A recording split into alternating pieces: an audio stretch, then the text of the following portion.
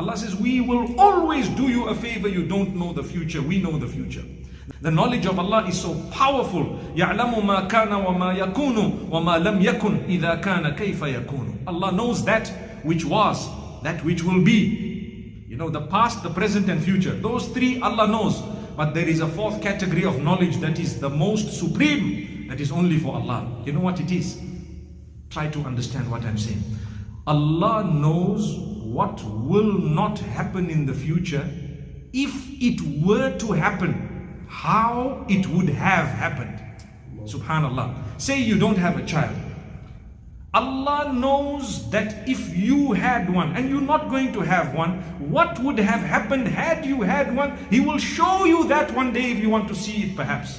That look, we didn't give you because of X, Y and Z. Not only that, even if it's a business deal, sometimes there is $1 million deal and it's so close to you and it didn't come to you. Sometimes you want to get married to someone so desperately and you think everything is smooth and this person is blocking. No. Allah knows that which is not going to happen. If it did happen, how it would have happened. That's what Allah knows. We read Surah Al-Kahf every Friday, a lot of us. I promise you in that surah, there is something very powerful regarding the meeting of Musa alayhi salam and Al-Khidr. When Al-Khidr decided to kill the little boy, later on there was an explanation to say, had he been given life, he would have been so disobedient to his parents. Allah said, take that life away, don't worry, we will replace him with a better child. Subhanallah, the child never ever grew up. So Allah knew this child is not going to grow up, but if the child had grown up, which didn't ever happen, was never going to happen, Allah says, we know what would have happened. Allahu Akbar. It's a little bit too deep. You need to think about what I'm saying.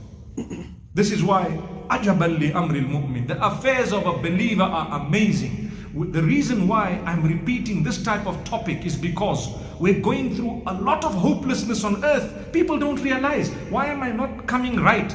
Well, nobody is coming right actually. So what is coming right? If you could read Salah that day, you have come right. If you have obeyed Allah, you have come right. If you have thanked Allah against all odds, you have come right. That's what is right.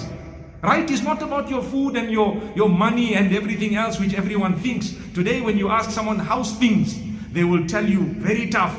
What are they talking about? They're talking about materialism only. But the true answer is Alhamdulillah. Today I read Salah, today I managed to get up for Tahajjud, today I did Fajr, today mashallah I did this. And those are the real answers.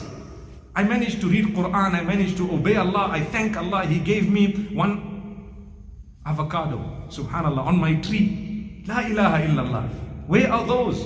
That's why on the day of Qiyamah there will be a caller who is going to call, أَيْنَ الَّذِينَ كَانُوا يَحْمَدُونَ اللَّهَ فِي السَّرَّاءِ وَالضَّرَّاءِ.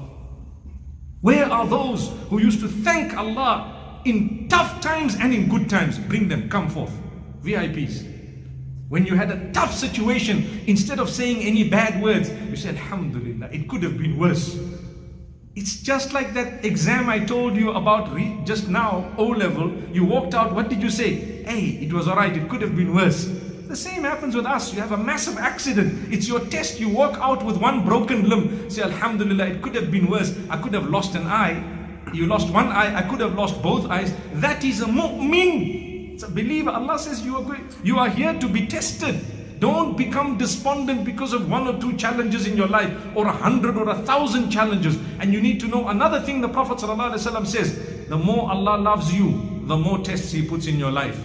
Something you think, what just happened here? You cry. Allah says, I love those tears. Why?